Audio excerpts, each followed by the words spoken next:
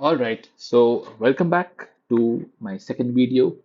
And today we are simply going to connect to the existing Lakebase connection or the database we had created in the previous video.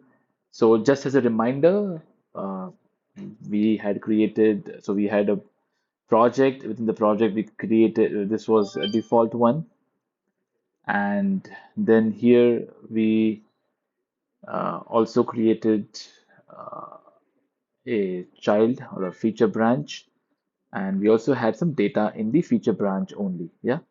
So the first thing that we need to do to connect to your lake base is to go here in data API and enable it. So you won't see this.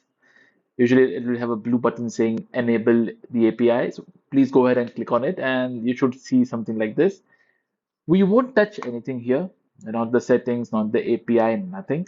All we are going to do is use this endpoint towards the end. So let's try to connect. Let's get started, yeah?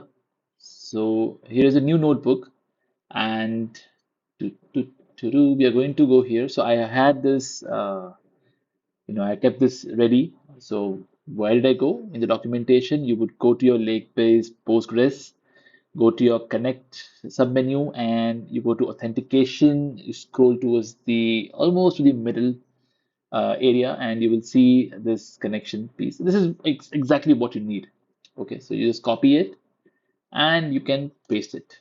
Okay, so now when you paste it here, you don't need to put your client ID, client secrets, because I'm trying to connect with my default credentials.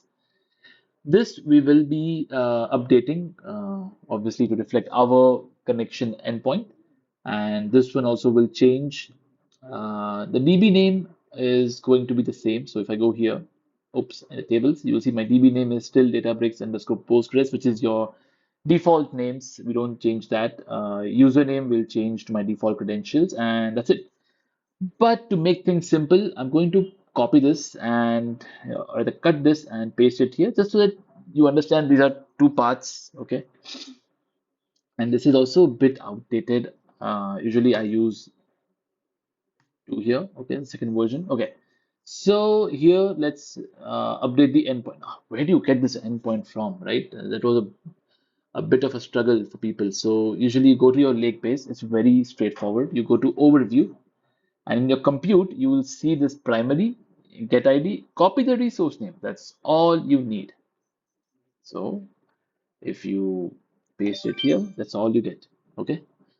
So basically, how are you doing? It's projects, your my first project, right? Your branch, so branches, my branch, and then your endpoints. The primary, as you can see, is the name of my compute. Okay. So that's how you connect, and let's run this.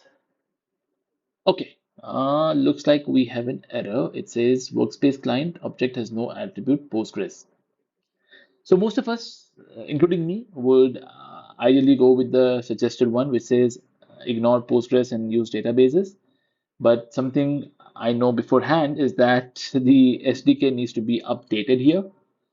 Okay, because the latest SDK has this object class. Yeah, so I'm going to reject this. I'm gonna say pip install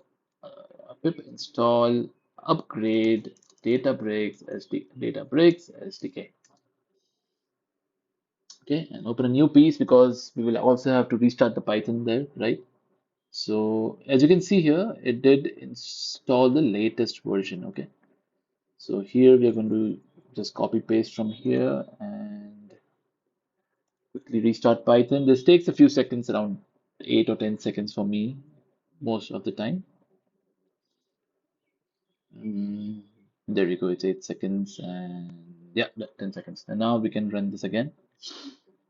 There you go, the token is now generated. Yeah, straightforward enough. Now we need to use this token here, which is already given to us. I'm going to use my default credentials, so that's it. And this endpoint, you can see there is no HTTPS business, it's just straightforward. So we are going to go here, go to my data API. Actually, we're going to copy the whole thing. We won't use the whole thing, but we need this. So I'm just going to use till .NET. Okay. That's what it is asking for, asking only for the host, nothing else. Yeah. And we're going to connect this here. Okay. So it looks like the connection is taken care of. Now we need a cursor. So we're going to say connection cursor. Okay. And then we're going to now just see what's in it, right? So obviously I need to have, let's see, I'll have to say execute something, right? So cursor dot execute. Um, what am I going to execute? I don't know. I'm going to say select star from, what is my name? Is it employee underscore emp underscore details? So emp underscore details, my bad. So I'm just going to do this.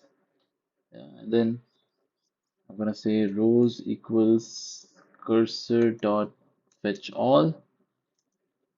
I hope this works because I kind of feel I have things reversed out. And let's see. There you go. Pretty much I said execute this query for me. You fetch everything you had, and then we are just iterating, and you can see it iterates the exact way it's supposed to do. Yeah. So this is pretty much how you can connect via your